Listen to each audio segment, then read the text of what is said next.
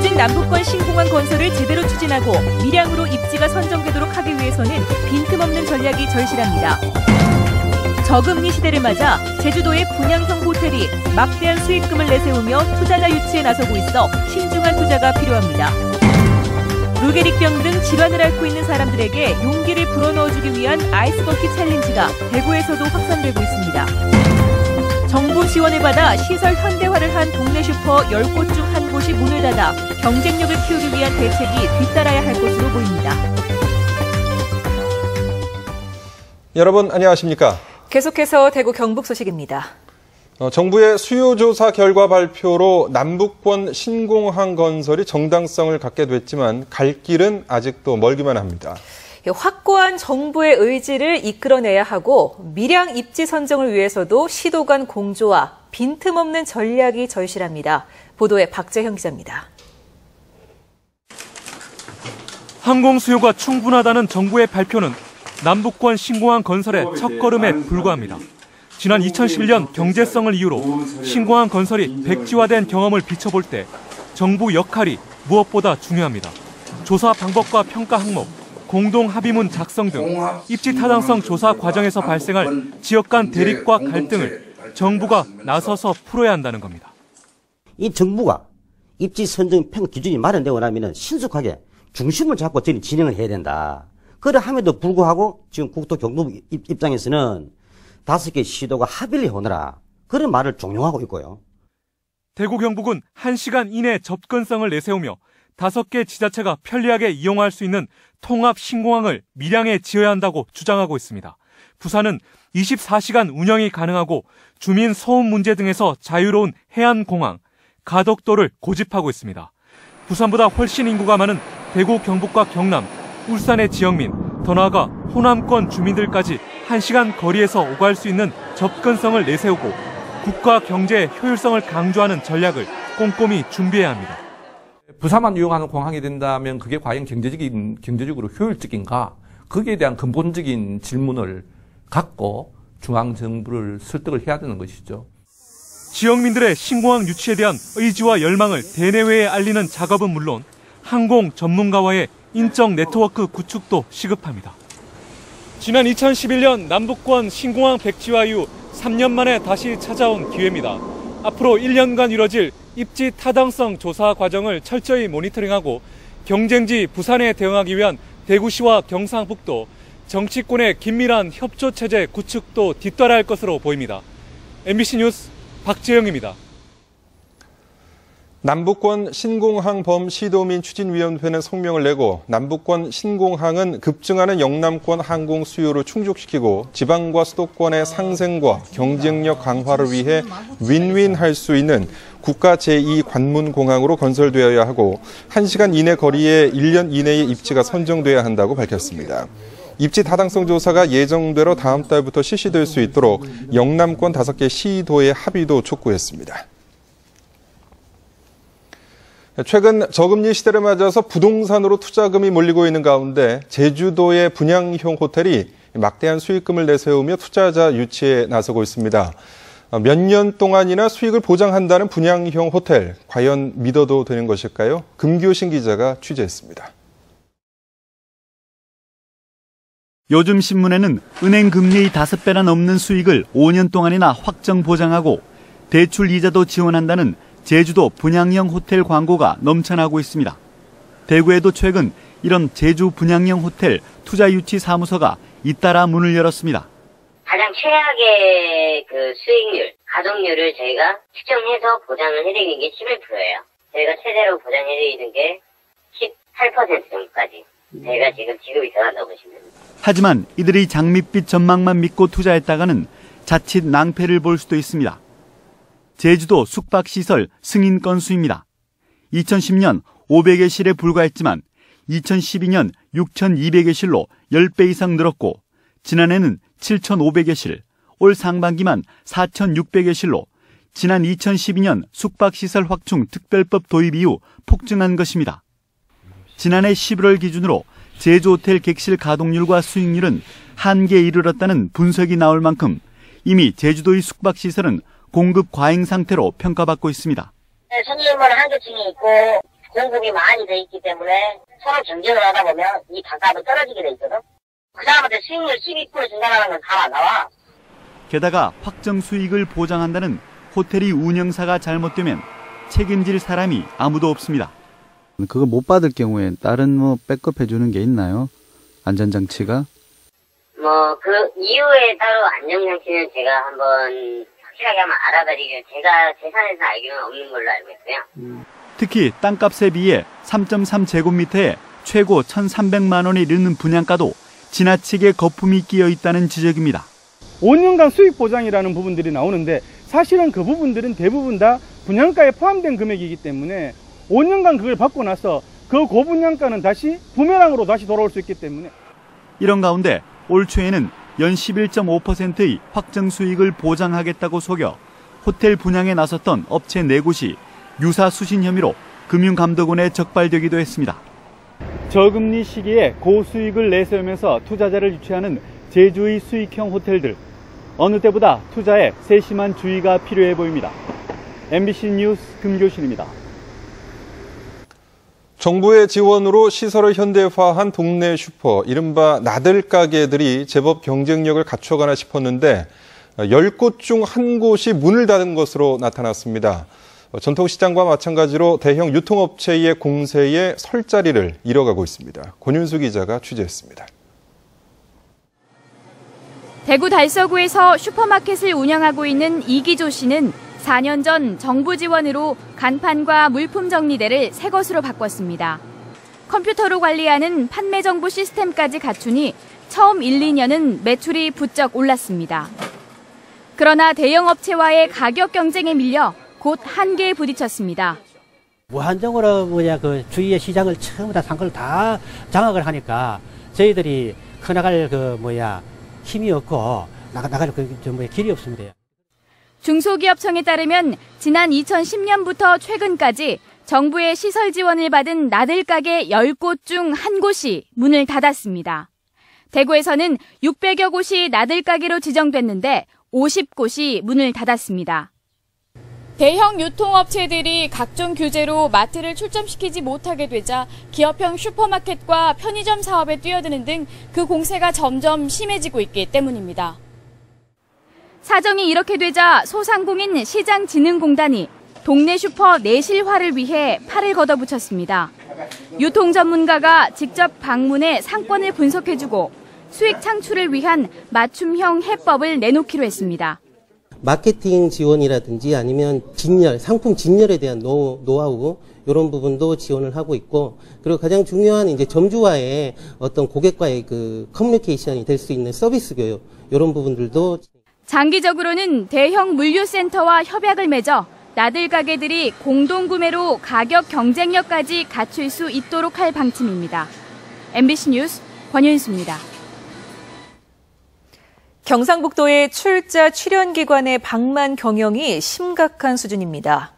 공기업 부채가 1조 7천억 원대로 지난해보다 20%나 늘었는데 29개 이르는 출자 출연기관의 통폐합도 시급합니다. 김영애 기자가 보도합니다. 하시기 바랍니다. 성원이 되었으므로 경북도의회 도정질의에서 경상북도 출자 출연기관의 부채가 심각한 수준으로 드러났습니다. 경북개발공사가 5,500억, 경북관광공사 1,600억 등 총 1조 7천억 원대로 1년 전에 비해 20%나 증가했습니다.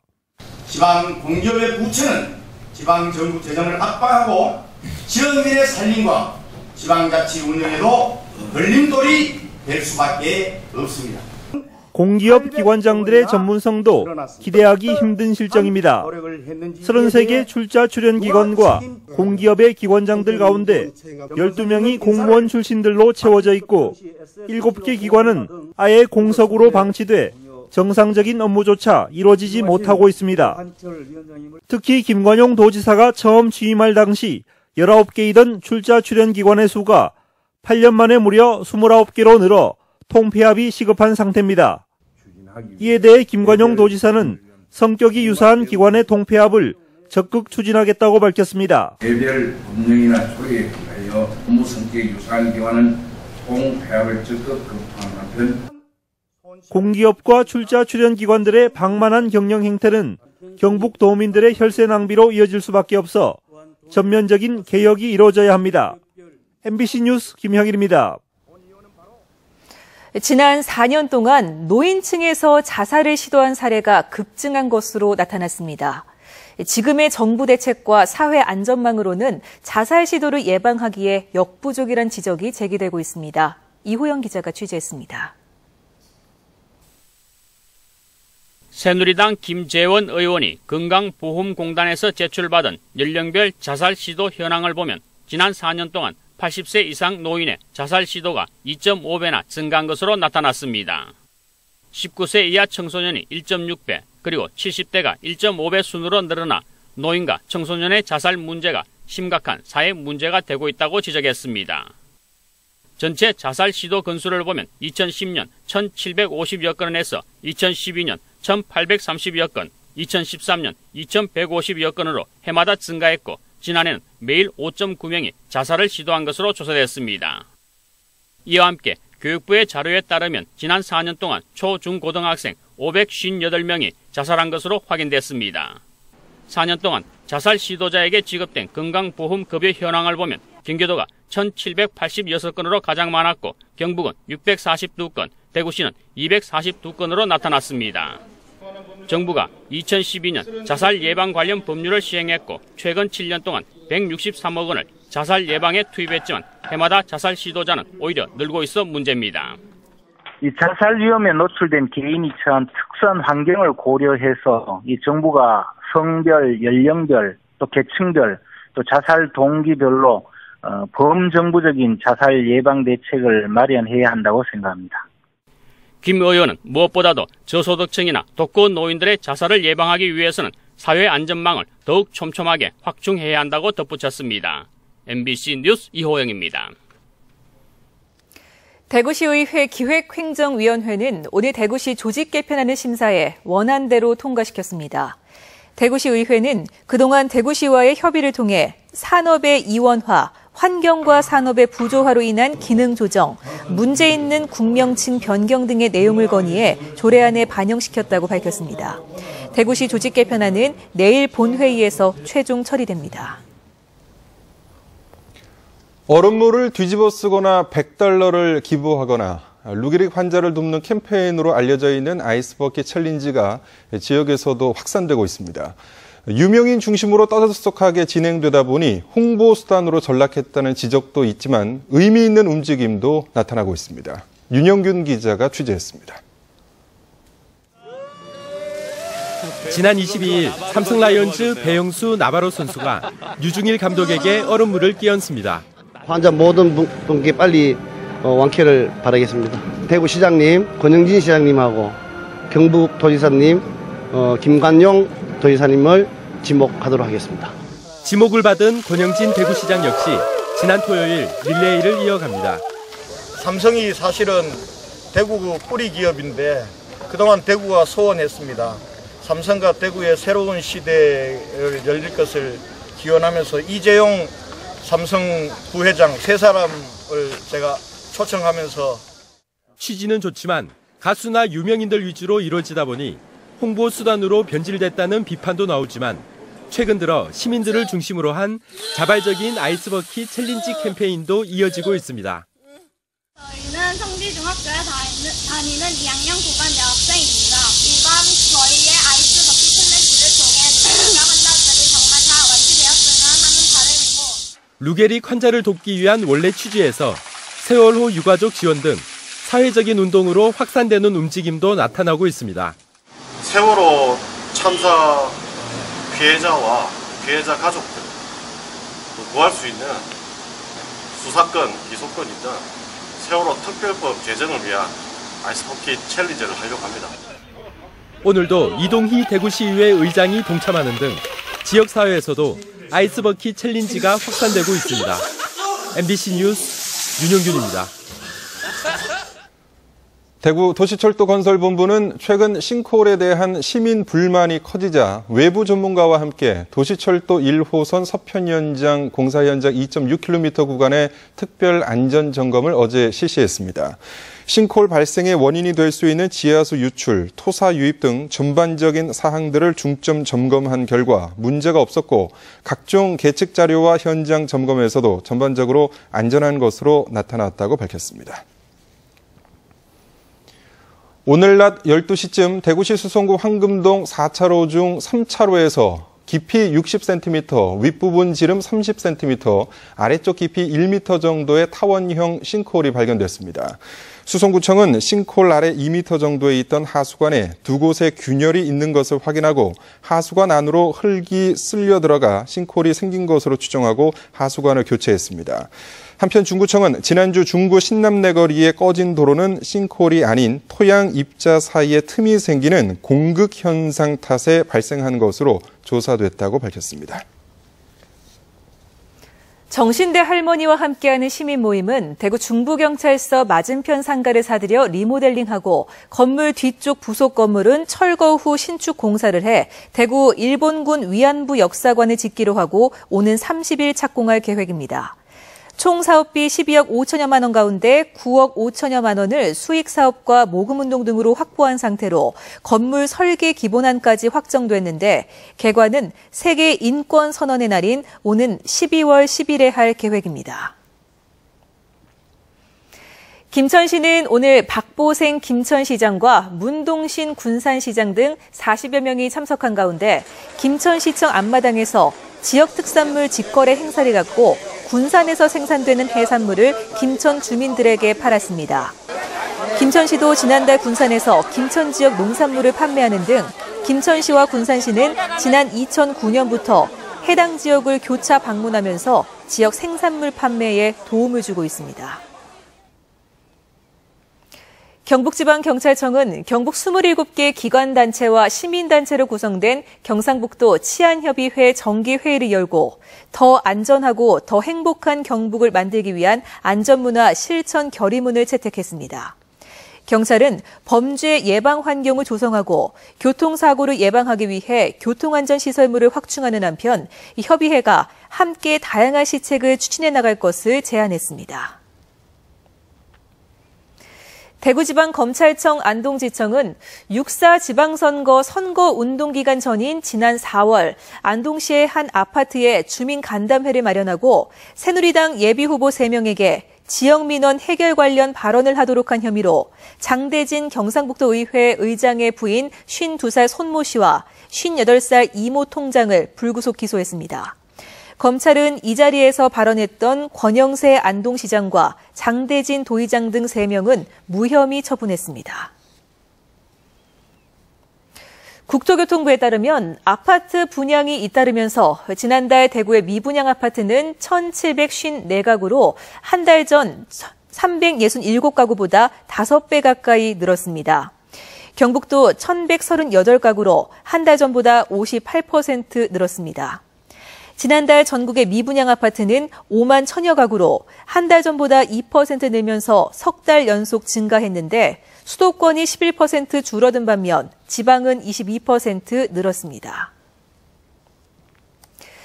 국회 국토교통위 이완영 의원이 발표한 국정감사 자료에 따르면 지난 3년간 한국토지주택공사가 지은 아파트 10만여 가구에서 3만 900여 건의 하자가 발생해 하자 발생률이 30%에 이르는 것으로 나타났습니다. 특히 골조 균열, 소방설비와 조명 배선기구, 테라스 난간 불량 등 입주자의 안전에 영향을 미칠 수 있는 하자가 전체의 17%를 차지하는 것으로 나타났습니다. 동학농민혁명기념재단과 한국사연구회가 새로운 자료를 통해 본 경북 북부 지역 동학농민혁명을 주제로 오늘 상주 문화회관에서 학술대회를 개최했습니다. 이번 학술대회에는 특히 1894년 갑오 동학농민혁명 당시 예천 지역 지도자로 활동했던 박항래의 자서전 학초전, 동학농민군 토벌기구인 김천 소모영에서 작성된 소모사실이 처음으로 발표돼 그동안 알려지지 않았던 경북 북부 지역 동학농민운동이 구체적으로 소개됐습니다. 네, 지금까지 대구 경북 소식이었습니다. 시청해주신 여러분 고맙습니다.